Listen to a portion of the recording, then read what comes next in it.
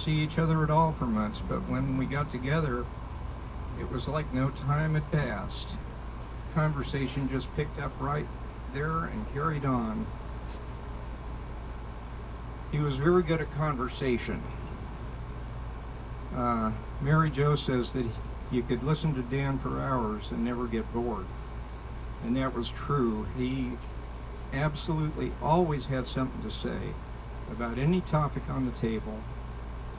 And what he had to say was always relevant and interesting. He absorbed information like a sponge, and he was eager to share everything he absorbed. He was a lifelong learner. Another mutual friend of ours, my cousin Bob, said once that Dan was a man of large appetites. And he wasn't just talking about food. Although Dan could create extensive damage in a Mexican restaurant. What Bob meant was that Dan just ate life up and all it had to offer, always learning.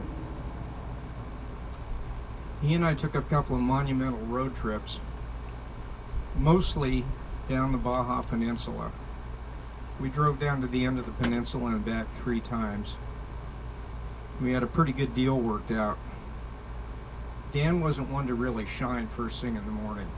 He didn't wake up quickly. So we'd get up about 7 and I would start driving. Drive till about noon. Then he'd take over the wheel and I'd start drinking. The huge bottles of Pacifico that the Mexicans call ballenas, which I think translates as whales. Eventually, we'd pull into San Ignacio or Guerrero Negro or El Rosario or some little town in the peninsula. And Dan would start off catching up with me on the cerveza consumption. Find a cheap motel for the night and get up in the morning and drive a little further south. We took a detour one time off the paved road to a place called Punta Abre Ojos. It's on the west coast of Mexico. It's about 70 miles of dirt road to get to a town. And when we got to the town, the only business that was open was the beer cellar. Because it was midday, and why else would anybody else be open? We patronized locals wherever possible. So we bought a couple of the ballenas and went down to the beach to have lunch. Leaving to go back to the paved road, 70 miles away, we got 3 flat tires in the first 5 miles in a car with 1 spare. Well, we had one of those air pumps that plugs into a cigarette lighter, and we would spend maybe half an hour plugging up or pumping up all 3 of the tires and then drive for another 5 minutes. Now, it sounds like this is something that could be really dreary, but as a matter of fact, it was a night when there was no moon in the sky. It was completely clear, and above the northern horizon was the Hale-Bopp Comet. It was easily one of the most magical nights of my life. 6 hours later, we got back to the paved road. And I remember that very clearly. That was an exceptional night. We had a few others. We had some good times in the mountains. In, I believe, 1999, Amy and Elaine, Dan and I, Tom Davidson, Tom Lurtz, Peter Minich, walked 70 miles up the Kern River Valley with the idea to top out on Mount Whitney and go down into Lone Pine. Well, Dan got ill and couldn't quite complete that walk. But Susan's given me a pinch of his ashes, and next summer, Dan will make it at last to the top of that mountain. And I'd like to say that anyone who wants to come along is welcome, because it's always a good trip when Dan's along. I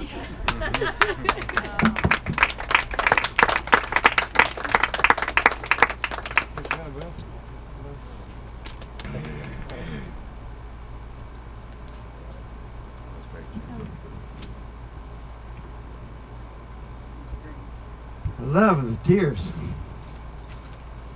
It's one thing that things like these bring together people. That it's okay to cry, to tell the stories that make you choke up. Because you know it's coming from the heart. And like Jim, I getting older also wrote things down. I even decided to bring my glasses this time. Usually I have to go looking for them. So we're here to celebrate Dan tonight and his beautiful wife Susan and daughter Kate and Martin. You know, when you go to places like this, or well, not necessarily like this, I guess, to a party, you look for common ground when you're meeting new people. And a question comes up like, so how do you know Dan? And I met that Dan back in 1963. And actually, Dan was a friend of Jim Thomas, and I had met Jim's mother through a mutual friend in the Navy, Mr. Bob Webb. And Jim's mother taught me and Bob Webb, young sailors, how to play pinochle, double deck, forehand, for people. And then one day, Brady says, hey, you want to go meet my son? He's in boot camp. So we went down and met Jim Thomas, and he finally met this young sailor.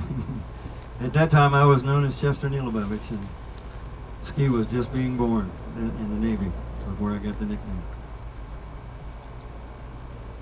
So Dan was a party guy, like Jim had just mentioned. It was fun to be along those trips with them, and it was Dan's idea that, hey, Ski, you look like you're old enough. You could buy all the alcohol, you know, when you're 18, 19 years old.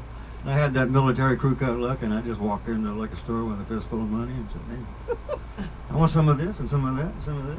The guy put it all in the county. He says, anything else, sir? Oh, how about some of the aspirins, too? Trying to be... Dan couldn't believe it. He was out in the car waiting. He was the driver, getting away with things like that. But he was, like Jim had mentioned, and the kids, both of them, and he was a teacher. He wanted to learn things, and he happened to be along a camping trip that I was blessed to be on. It was in Lubufadora. And for those of those that don't know, that's called the Blowhole down by Ensenada. And we've been sitting around doing that drinking and smoking stuff that people do on camping trips. And Dan decided, well, Ski, you do that scuba diving, man. I'd sure like to learn how. And I said, oh, really? You can get hurt if you do it wrong. But he decided it was worth it. He wanted to learn how. So we talked it over, and in the morning, while we were nice and sober, we went down into the water. And the one thing we hadn't really planned about, we had everything else covered, but don't breathe and hold your breath while you're underwater because you could hurt yourself. Because we forgot really where we were, the blowhole, which functions as when the wave goes out and it comes back in, crashes into the rocks. That's what makes the blowhole. Well, when you get these two young bucks out there in the water, it just sucked us out and slammed us onto the rocks. And we were like mouse, I guess you see, or some of those cartoons, on the rocks, and the wave just kept pounding it. We managed to pull it out by loosening our wave belts and pull us off the rocks. But that man had several lives. That was way back in the early days, before some of those long trips. He was quite an adventure seeker. He also liked to play poker. We had some very fun poker outings over the years. Gosh, that's almost, like Jim said, 60 years. So maybe in that time we've had 20 or 30 poker games, but they were awesome. And I loved going up against Dan with a bluff, because I had a way of playing the cards, getting caught at trying to bluff, and he just came after me big time. And the second time he did, I just had him. And I love to see this look on his face when he knew he'd been had. Like he was quite a card player, and about a month before Dan left us, we were fortunate enough to have dinner with a few friends over at Jim and Mary Jo's.